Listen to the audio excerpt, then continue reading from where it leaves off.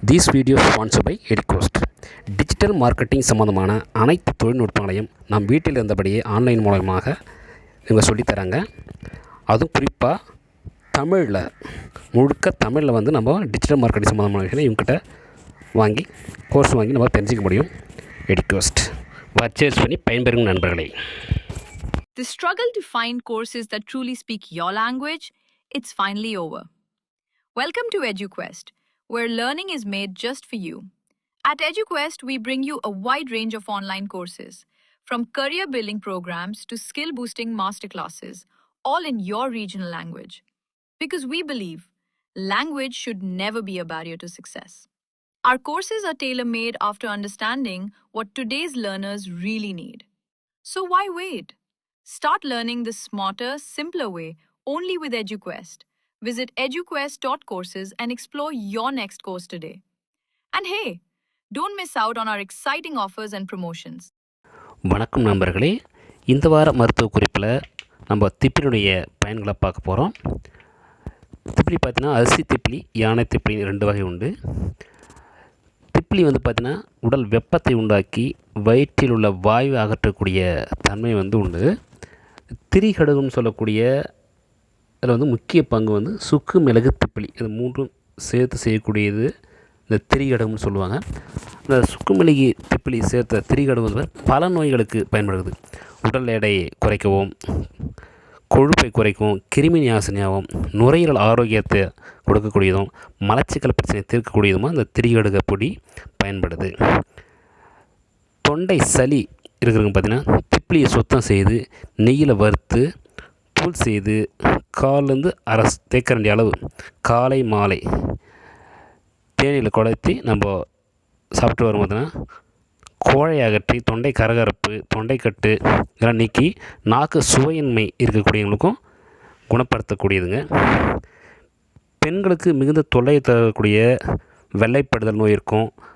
மாதவிலக்கு சமயங்களில் ஏற்படக்கூடிய அதிக இரத்தப்போக்கு இருக்கும். வந்து திப்பிலி பார்த்திங்கன்னா 5 பங்கு, தேட்டான் விதை 3 பங்கு எடுத்து பொடி பண்ணி காலையில் 1 கிராம் வீதம் 3 நாட்கள் சாப்பிட்டு வந்தால் நல்ல பலனை வந்து கொடுக்கக்கூடியதுங்க. திப்பிலி வந்து சூரணம் செய்து கொண்டு ஒரு 200 ml பாலில் கலந்து காய்ச்சி அருந்தி வந்தாலும் இருமல், வாயு தொல்லை போன்ற பிரச்சனைலாம் தீருங்க. நாள்பட்ட இருமல், ஜுரம் முதலியவற்றுக்கு திப்பிலியை பொடி செய்து சூரணம் செய்து கொண்டு அத்துடன் வெற்றிலை சாறு தேனும் ஓரளவு கலந்து அருந்தி வர குணம் ஏற்படுங்க. சுக்குப்பொடி சம அளவு எடுத்து தேன் கலந்து உட்கொண்டு வர தொண்டை சம்பந்தமான எல்லா நோய்களுமே வந்து குணமாகும்னு சொல்கிறாங்க.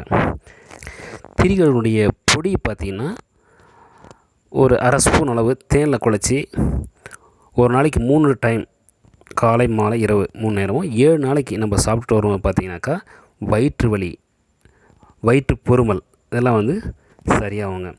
திப்பிலி வந்து பார்த்திங்கன்னா ஒரு 8 பங்கு எடுத்துங்க. சீரகம் ஒரு 10 பங்கு, அது கூட மயிலினுடைய சுட்ட சாம்பல்னு சொல்லுவாங்க 3 பங்கு எடுத்து தேவையான அளவு தேன் கலந்து நாவில் தடை வந்தால் நாள்பட்ட விக்கல் வந்து எப்போயோ டைம் வரும்னு சொல்லுவாங்க. ஒரு சிலருக்கு பார்த்திங்கன்னா நிறைய அடிக்கடி விக்கல் வந்துகிட்டே இருக்கும். அந்த மாதிரி பிரச்சனை வந்து தீருங்க. திப்பிலியுடைய பொடி பார்த்திங்கன்னா ஒரு அரை ஸ்பூன் எடுத்து தேனில் குழச்சி காலை மதியம் மாலை இந்த 3 வேளையும் வந்து 1 மாதம் சாப்பிட்டு வந்தீங்கன்னா தேமல், நம்ம தோல் ஏற்படைய தேமலை வந்து குறையும். குடல் வாயு, நிறைய பேர் வாயு வந்து அடிக்கடி பிரச்சனை உண்டாகும். அந்த வாயு வந்து பிரச்சனை தீரும். குரல் வளம் நல்லாகுங்க. அதுவே நிறைய பேர் வறட்டு இருமல் வரும், வாயுவால் வறட்டு இருமல் ஏற்படும். அதுக்கு பார்த்திங்கன்னா 10 கிராம் திப்பிலியை வந்து விழுது போல் அரைத்து ஒரு சிட்டிகை அளவு இந்து உப்பு கலந்து நெய்யில் வதக்கி தயிர் அல்லது தயிர் மேலே கூடிய தண்ணி மாதிரி அந்த தண்ணியை கலக்கி நம்ம சாப்பிட்டு வரும். பார்த்திங்கன்னா வாயுவால் ஏற்படக்கூடிய கடுமையான வறட்டு இருமல் வந்து குணமாகுங்க.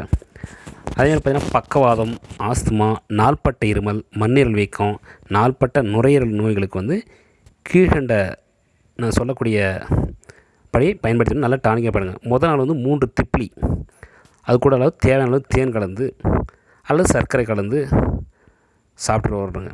பின்னர் ஒவ்வொரு நாளும் 3 திப்பிலியாக கூட்டிக் கொண்டே வந்து 10ஆவது நாள் வந்து 30 திப்பிலியும் தேவையான அளவு தேனும் கலந்து சாப்பிட வேணும்.